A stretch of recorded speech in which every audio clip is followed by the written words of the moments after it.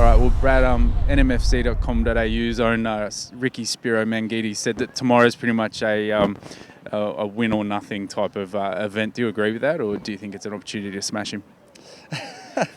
Oh well, he's always on the money. I mean, it's pretty clear to everyone what this game is. I mean, it's depending on results, in the Carlton Port Adelaide game, the Brisbane Geelong game, then there's something on the line, and but I mean, our attitude and the attitude of all professionals should be just the things you can control, and we've got a good plan going in against Collingwood. We've got a good level of confidence with the sort of footy we can play, so we've just got to take care of that part of it.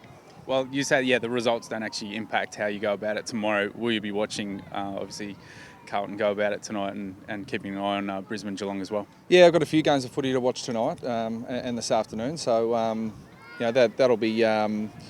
obviously, I'll be taking a keen interest, but I mean, we've just been through our team meeting and we've just got to focus on those things. Now, even if results don't go our way, I mean, it's still a critically important game for us because we've got to set ourselves up and we've got to continue to play really good footy against the best, and Collingwood certainly fit into that category, the sort of footy they're playing at the moment.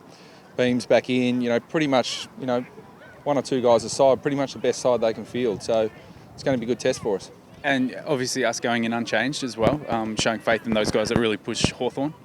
Yeah, look, I mean, we like to have Lee Adams back, and he'll train today, and we'll put him through a really solid fitness test just to be sure. But I mean, our attitude is we'll take in players who are absolutely 100%, and if Patch is not quite 100%, he won't play. So we'll go in with the confidence in the 22 blokes we pick.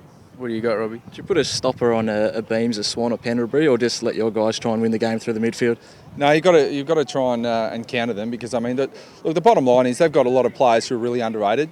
Blair, Dwyer, Thomas, has slipped under the guard and is having 30 possession games. We've got a lot of players they've got a lot of players that need attention. But the bottom line is, I mean, if Swan, Pendlebury, Beams, Cloke have really good days, they're going to be very hard to beat. So we've got to put a lot of attention to those four. And their form as well has been outstanding in the last sort of month or 5 weeks.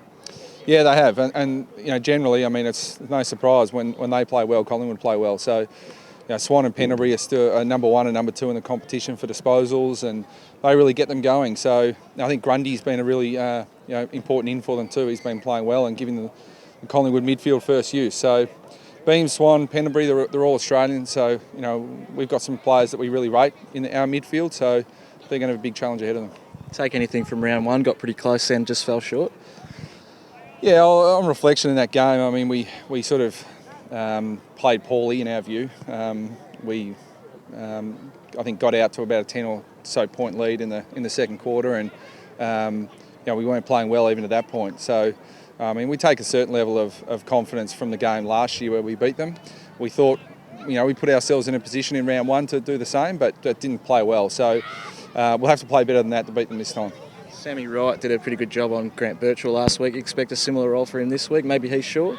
Yeah, maybe. I don't think sides can dictate who they play on Heath Shaw these days, because he tends to, he's a defender first, and so he's I rate him really highly as a one-on-one defender, so it wouldn't surprise me to see him take one of our key position players. So, but between O'Brien going back and Sidebottom working back into defence, and Maxwell, Shaw, Goldsack, they've got a pretty good defence, even if Heath is taken care of and he defends well. So we're going to try and put out a forward line there that's going to ask some questions of their defence.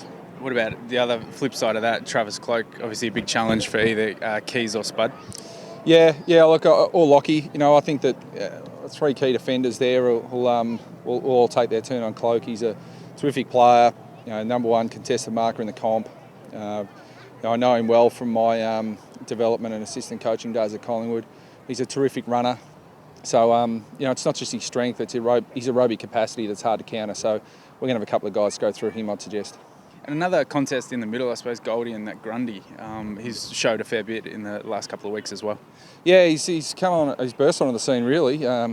Brodie Grundy is a very good tap ruckman and got a lot of confidence in the way he goes about it, and he's been really effective for them. So we're a good contested ball clearance side. Our stats show that throughout the year. So Goldie's a big part of that. So it'll be another good challenge for Goldie, but one I'm sure he's up to. So your message to the boys, obviously, just going out there with everyone's just focusing on those results, but it's just pretty plain and simple as far as you're concerned. Yeah, it is. I mean, we're not going to get caught up in all that. I mean, we've just got to, regardless of results today, we've got a plan that we want to stick to, and I'll hold the boys accountable to that, and the senior players will certainly hold everyone accountable to the way we want to play. That's what's most important. Brad, what about the crowd out here today? Obviously exciting to see all the supporters out here and showing their support. Yeah, it's fantastic, and we've always had great support, to our open training sessions. So it's fantastic to see everyone out here, and let's hope they're here watching us again next week.